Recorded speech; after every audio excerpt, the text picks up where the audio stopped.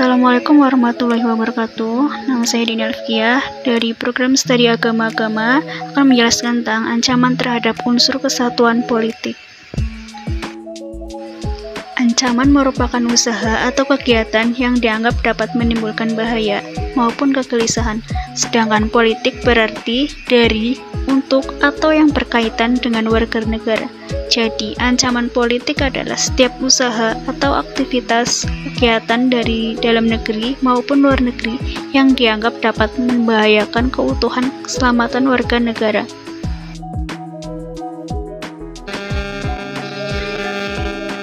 Bentuk-bentuk ancaman politik.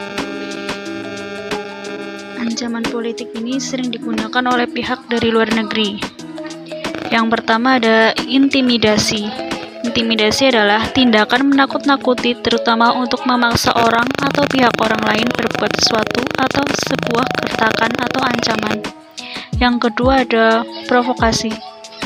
Provokasi adalah kegiatan untuk membangkitkan kemarahan, tindakan menghasut atau pancingan. Yang ketiga, blokade politik adalah suatu tindakan blokade untuk membatasi info tentang kepentingan politik yang akan menguntungkan salah satu pihak. Yang keempat ada terorisme. Terorisme adalah bisa menyebabkan ketidakstabilan negara, bisa menguncang ekonomi dan juga sosial budaya masyarakat. Nah, yang kelima, negara lain yang ikut campur masalah internal.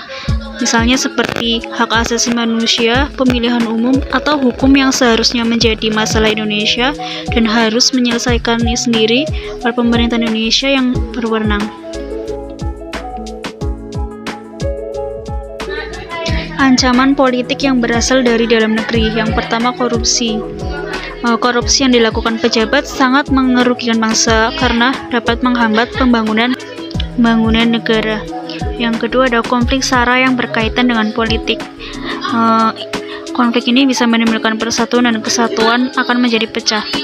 Yang ketiga ada penurunan paksa pemerintahan. Dampak negatifnya akan menimbulkan sistem pemerintahan yang semrawut, krisis ekonomi, dan bahkan akan terjadi kerusuhan di mana-mana. Kemudian ada isu-isu negatif politik dan pelanggaran HAM. Strategi menghadapi ancaman-ancamannya. Yang pertama, mengembangkan demokrasi politik. Yang kedua, mengaktifkan masyarakat sipil dalam area politik. Yang ketiga, memperkuat kepercayaan masyarakat dengan cara menegakkan pemerintahan yang bersih dan berwibawa. Yang keempat, memperkuat posisi Indonesia dalam kancah politik internasional. Dan yang kelima, menegakkan supremasi hukum.